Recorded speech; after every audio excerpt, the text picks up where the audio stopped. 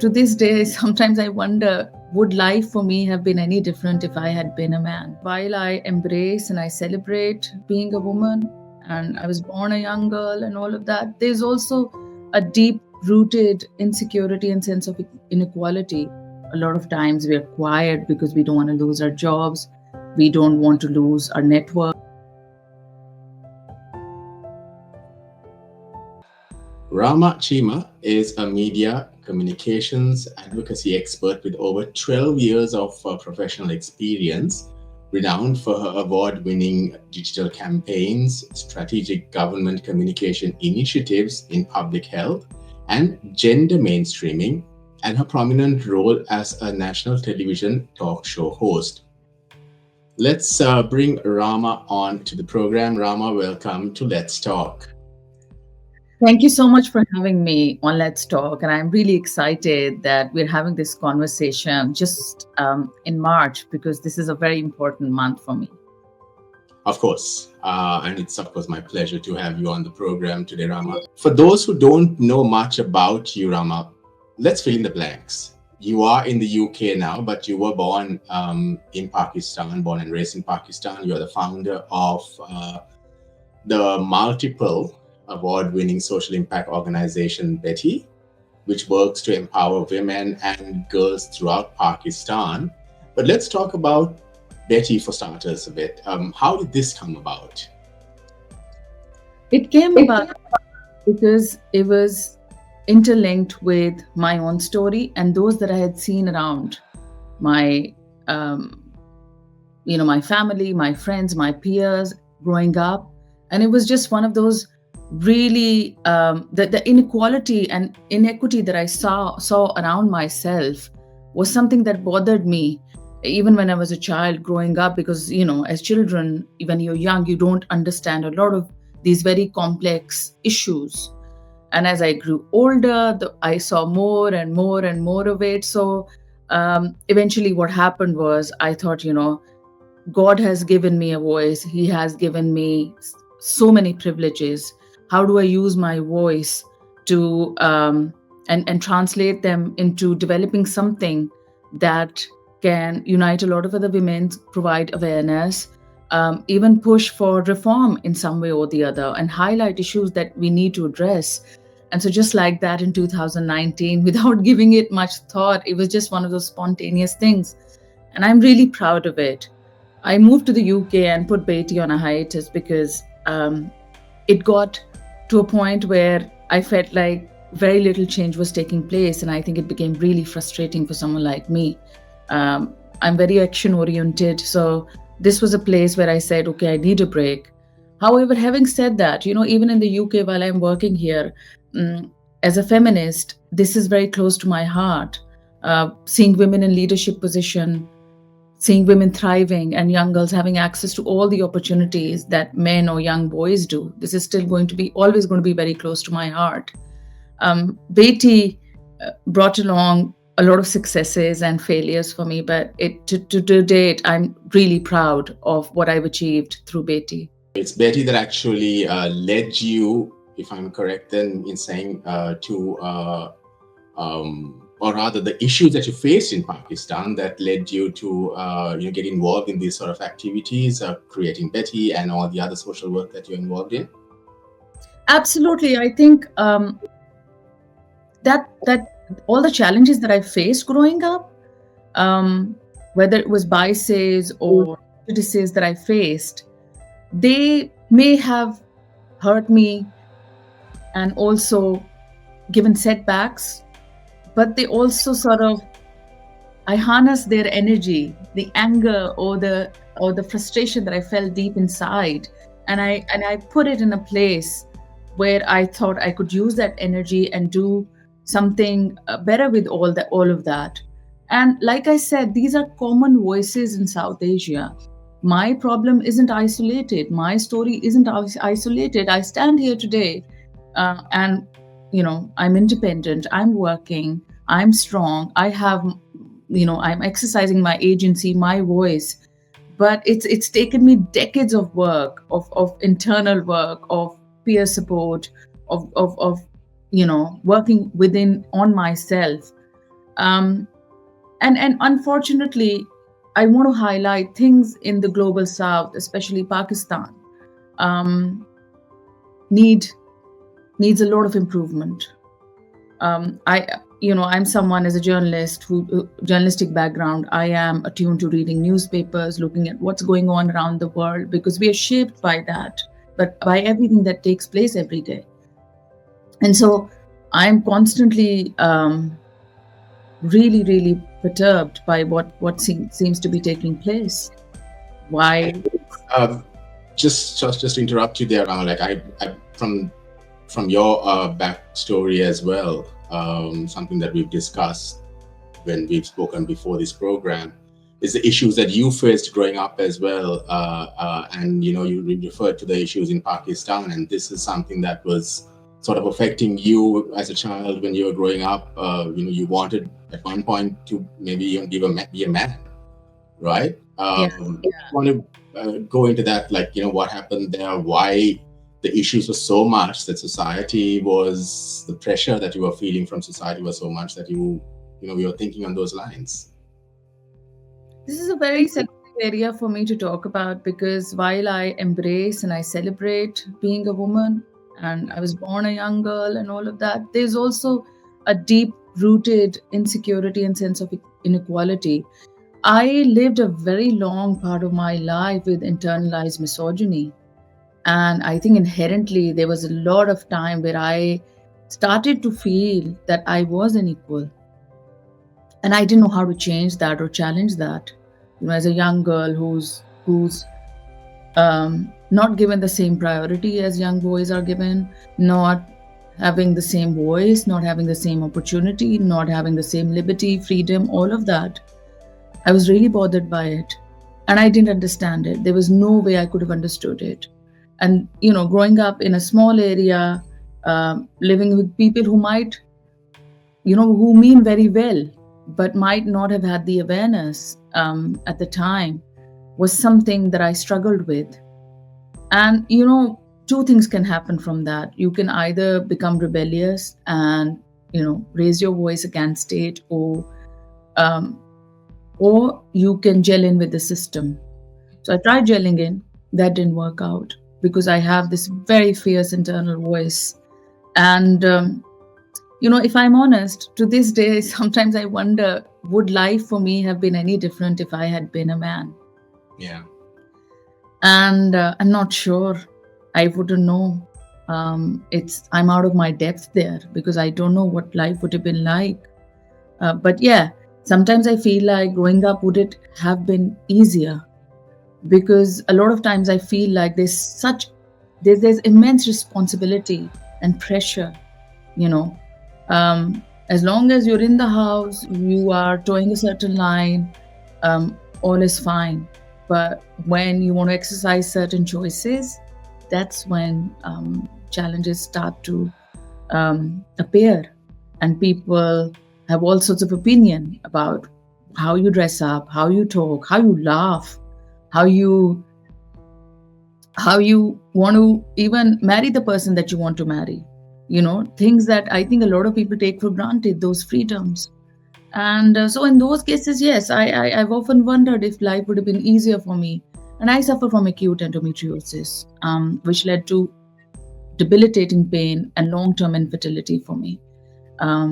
So, I'm not someone who celebrated their womanhood in the sense that, my reproductive journey, I'm very blessed to have a son now, but all of that journey is so jarring. It is so painful for me to even remember. And I'm so glad human beings forget, because if I had remembered all that pain of miscarriages, of that, of everything that I faced every single day, I would not have survived mentally. And this is a common issue, not just in Pakistan, but in South Asia as a whole, isn't it, Rama? That these sort of issues women face, marginalization, similar issues that we've been facing.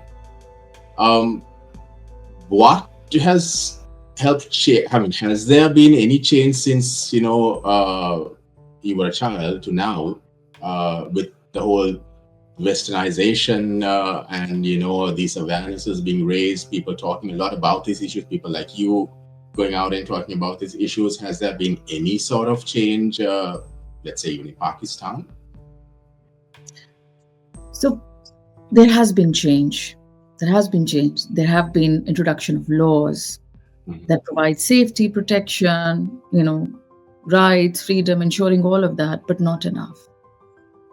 It's whether it's intimate partner violence, whether it's inequality in terms of access to opportunities, basic rights like education, or access to health products, or all of that is still questionable.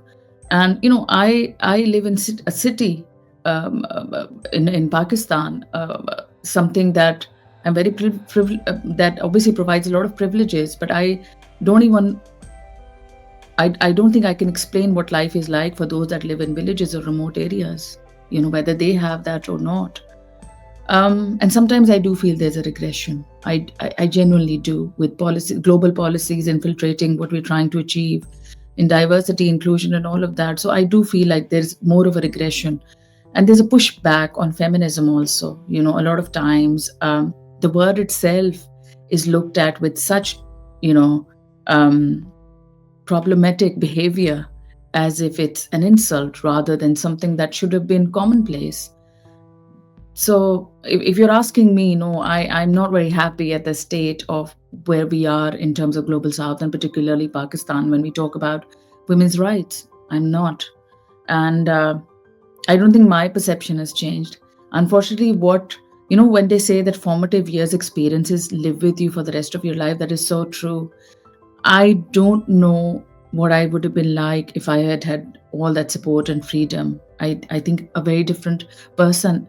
I often talk about this, that I have that fight and flight kind of, I'm always on the fence. And is that something that I picked up over the years? Because I was always ready to take on or push back.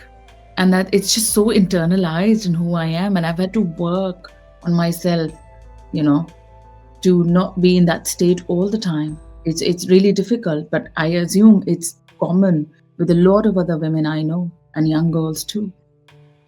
You were a journalist in Pakistan. You were on television as well, and we hear these stories of, even in Sri Lanka, from where I come from, that female journalists have this sort of pressures, all sorts of issues that they faced, and they can't really carry out their duties like men do, or male journalists do. Is that something that you faced in Pakistan as well, when you're talking about all this, the issues that women and young girls face?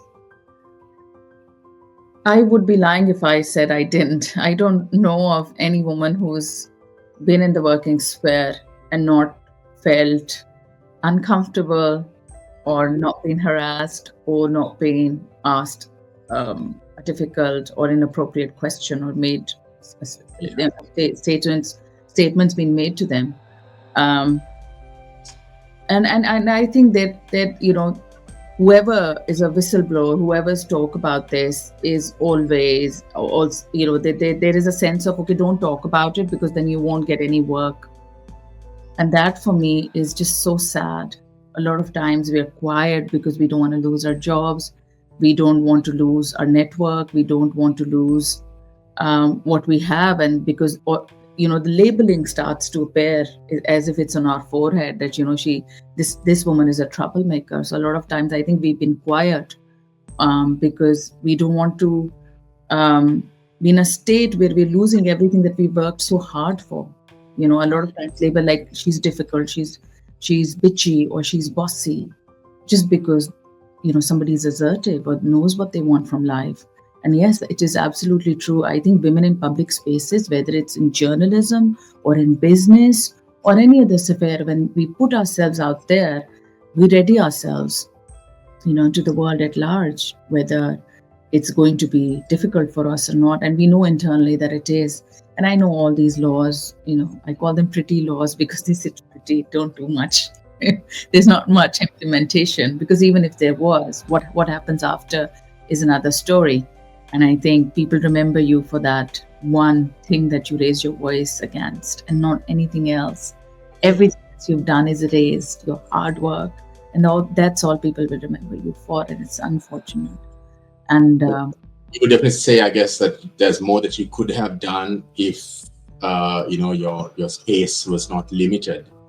absolutely, absolutely. I'm always limiting myself, even though from the looks of it, it might not seem so because I've tried to achieve everything I could, but I am limiting myself because all these thoughts come to me. What if?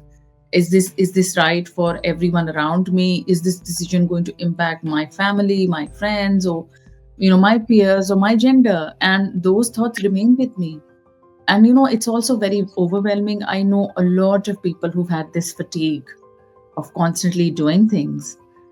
Yes, absolutely. I feel like if I didn't have these limitations, things would have been very different. I would have been in a different place. And has this the pressure got added on because you have a responsibility towards your family? You mentioned family earlier, so I'm asking you, about family, ensuring their safety and security as a woman. Not that it should matter, but then has that resulted in added pressure from society and wanting you to maybe rethink anything and everything that you do? Yes, absolutely. I mean, every time you're making a decision, commonplace in Pakistan, you think about everything else but yourself. I don't think your own person comes into play until much later. And as you age, of course, more of that has starts to take place. But every single day, I think we as human beings start to kind of address or look at things in a holistic way. How is this going to impact my family? Um, Unfortunately, I've always said that honor is placed only, inside a woman's body. There isn't any other honor that exists in the world. Or so it seems. How I speak, how I walk, how I talk, how I move, how I work. It's not just my honor. It's just everybody else's also. And that for me is very very fascinating. Why the onus of the responsibility of this honor is not placed in on somebody else, another gender, or some other action. Like provide like equality. There isn't. And but again, it's one of those things. We can talk about these challenges for as long as we life is, and yet I feel whereas I feel my spirit has diminished, and I am really really tired also, but I'm also energized because there's so many other people who want to make these changes, and I'm encouraged by that number. I am encouraged by those voices. And if I'm honest, being in the UK has been really really helpful in centering my thoughts and centering that energy, because all of a sudden I was detached.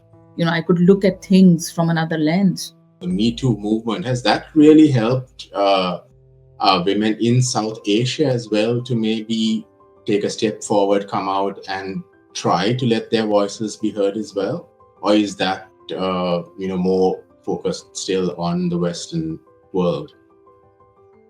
I know that it certainly encouraged women. It gave them courage to support and support to voice what they had faced, whether it was anonymously on digital media or talking to someone and coming out as it was. And it certainly provided women and young girls with a platform. I would say that a lot of people did use it to come out and speak about it. And I'm really happy about that. However, I also want to know what happens after. I'm always really concerned that, whether they had the right support, whether it was, they were safe afterwards, whether an opportunity was taken away from them, whether due process was followed. And I have questions around that. What happens to them after? Right. And we also see, at least I've seen on social media in Sri Lanka, when some of these women come out and open up using the whole Me Too movement as their backing. They are targeted not just by men, but by women as well. Is that something? You're demonized. Yeah. When I started to talk about in my infertility, I did it with absolute good faith. I thought, I talk about such difficult subjects. Maybe it'll give a lot of advice, um, relevance to other couples who might be going through it. But then there are a lot of people who would come to me and say, "Okay, you are so thankless.